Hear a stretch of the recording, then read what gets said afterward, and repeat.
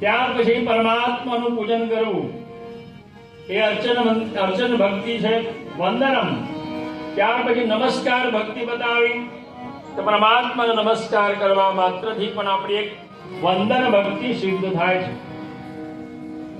ખાલી ઘણા વંદન ભક્તિથી તરી ગયા, નમસ્કાર માત્રથી ઘણા તરી ગયા. ઘણા એક એવો નિયમ લઈ લે, મેં 108 વાર દંડવત નમસ્કાર કરીશ ભગવાન, બીજું કઈ જ નહીં કરું, તો પણ એનું જીવન તરી જાય. એ 4 વાર નમસ્કાર કરીશ તો પણ જીવન તરી જાય. એ વંદન ભક્તિ છે. સખ્યમાત્મ નિવેદનમ, પરમાત્માને સખા રૂપે પણ તમે ભજી શકો છો. આત્મ નિવેદન એટલે આ શરીરને પરમાત્માને તમે અર્પણ કરી શકો છો.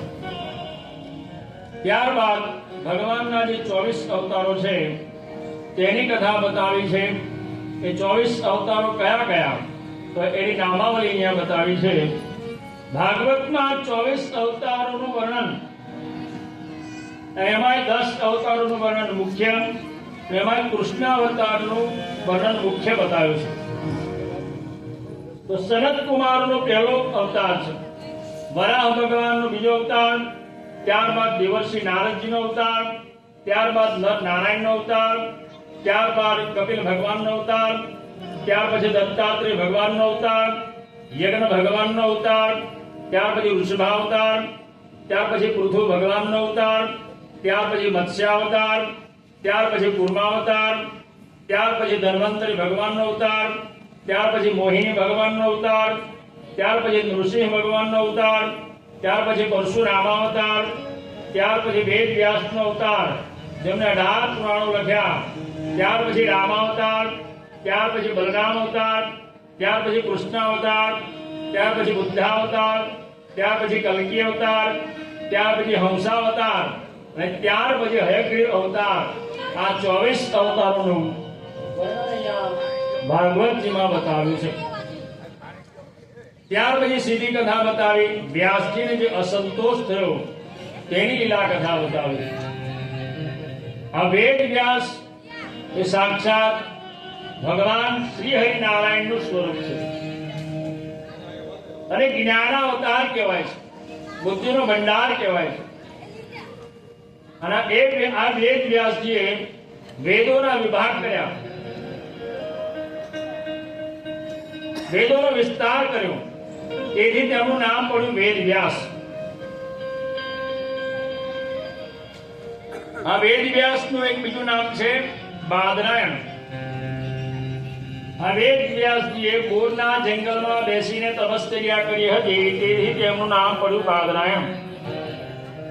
પરંતુ તેમનું મૂળ નામ છે શ્રી કૃષ્ણદ્વૈપાયન.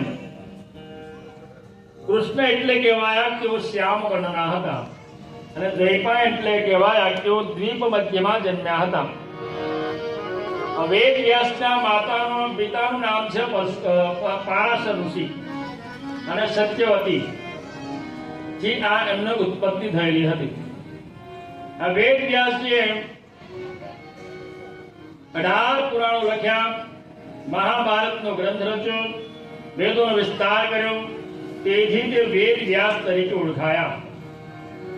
પરંતુ આટલું બધું લખવા છતાંય એમના મનને અસંતોષ થયો, ખિન્ન થયા, દુઃખી થયા અને પોતાના સમ્યાપ્રાસ આશ્રમ ઉપર બેઠા હતા.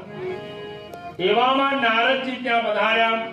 નારાયણ નારાયણ નારાયણ કરતા પધાર્યા. વેદ વ્યાસજીએ નારદજીનું સ્વાગત કર્યું.